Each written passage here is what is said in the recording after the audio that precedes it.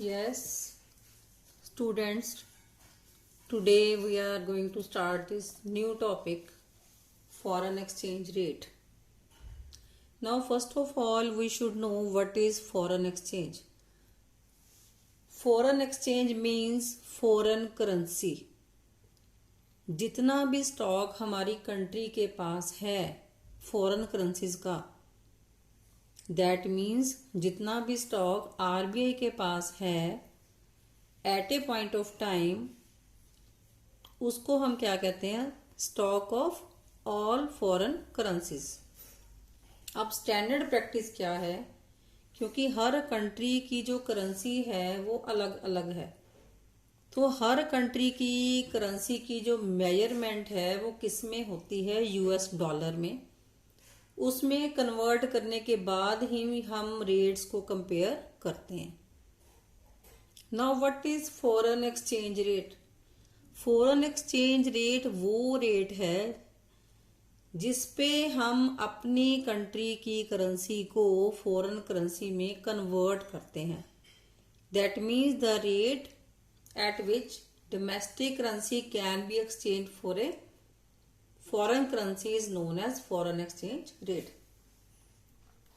तो ये जो फॉरेन एक्सचेंज रेट की जो वैल्यू है ये ऑलमोस्ट डेली चेंज होती रहती है।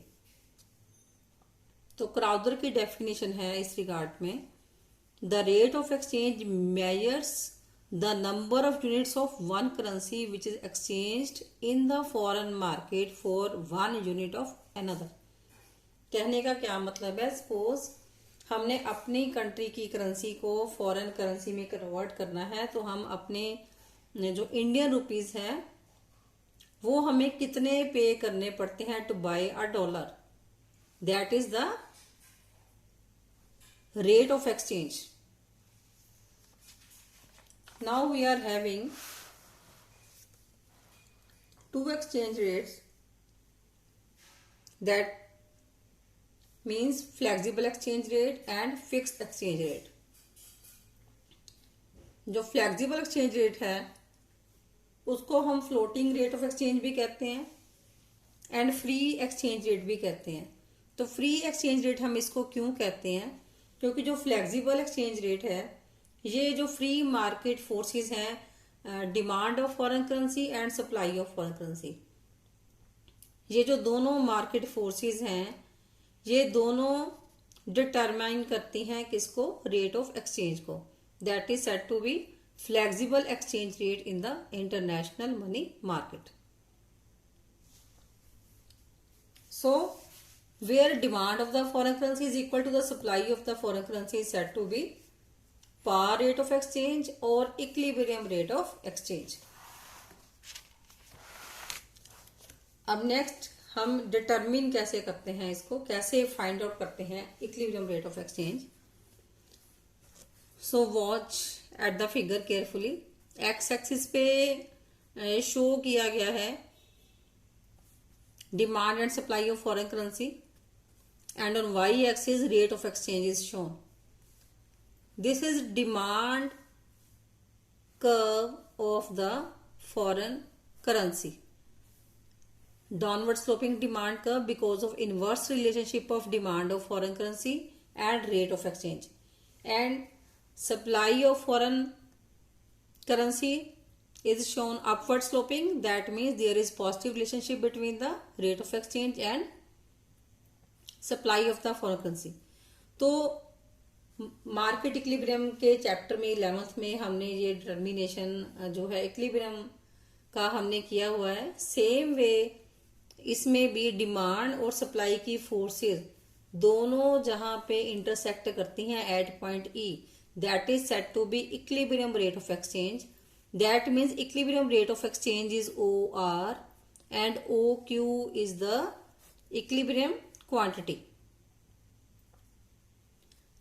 Now if rate rises from O R to O R one, अगर रेट राइज कर जाता है तो उस केस में क्या होगा? जो हमारी सप्लाई है ये हमारी सप्लाई कर्व है and this is the demand curve. तो इस केस में क्या होगा? अगर रेट यहां पर आ गया तो इट मीन्स हमारी फिगर जो है क्लियरली शो कर रही है कि जो सप्लाई है वो ज्यादा है डिमांड से। This is supply shown with green curve and blue curve is showing the demand. तो सप्लाई की कर्व जो है हमारी डिमांड से ज्यादा है, that means supply is greater than demand of the foreign currency. इस केस में क्या होगा, अगर हमने इक्विलिब्रियम रेट ऑफ एक्सचेंज तक पहुंचना है तो जो रेट है वो फॉल करेगा from OR1 to OR।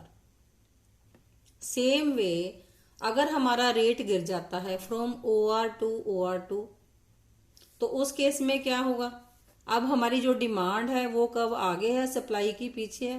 That means demand is greater than supply. That means demand of the foreign currency is greater than the supply of the foreign currency.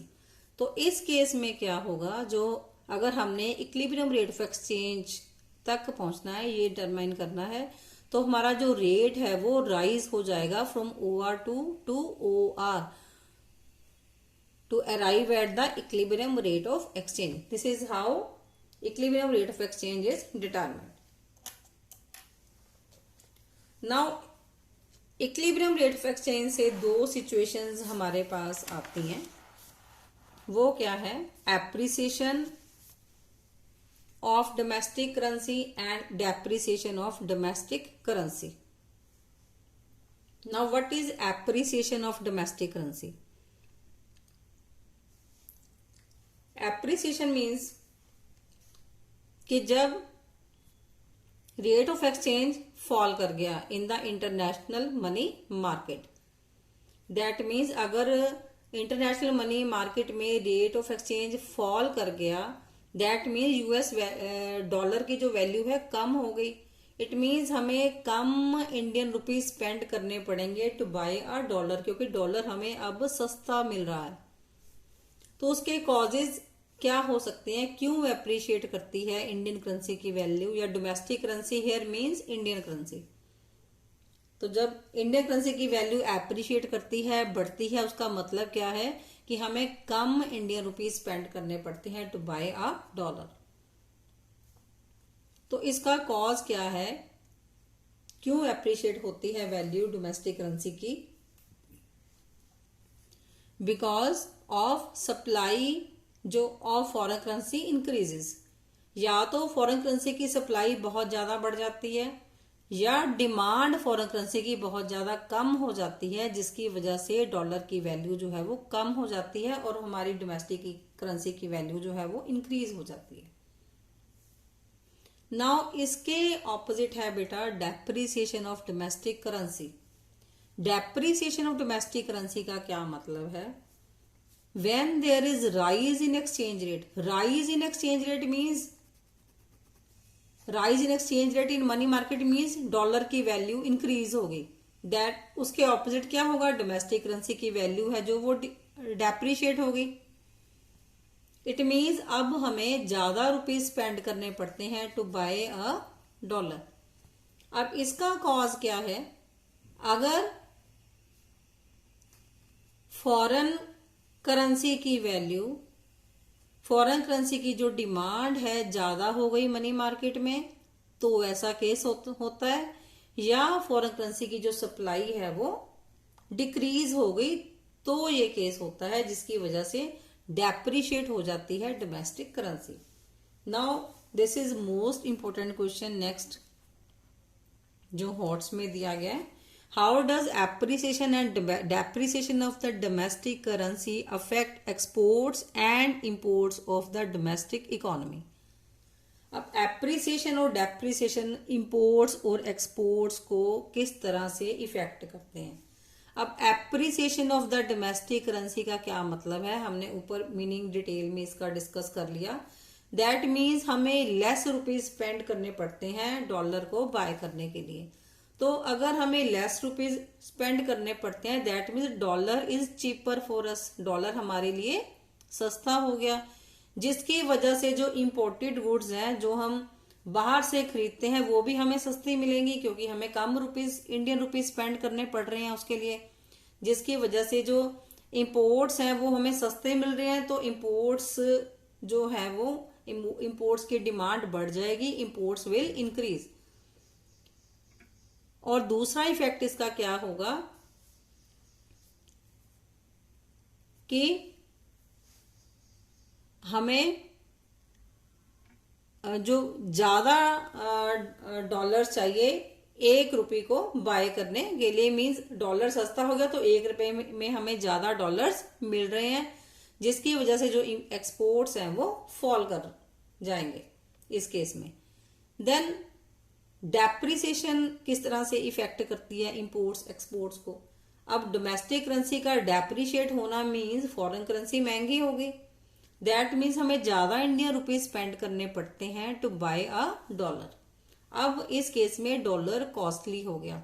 अगर dollar costly हो गया तो उसका result क्या होगा, जो imports हैं वो भी कॉस्टली हो जाएंगे, तो इंपोर्ट्स हम कम बाय करेंगे, इंपोर्ट्स की डिमांड जो है वो डिक्रीज हो जाएगी, इंपोर्ट्स जो है वो फॉल कर जाएंगे, क्योंकि अब हमें जो डॉलर्स हैं वो कॉस्टली मिल रहे हैं। Less dollars are required to buy a rupee.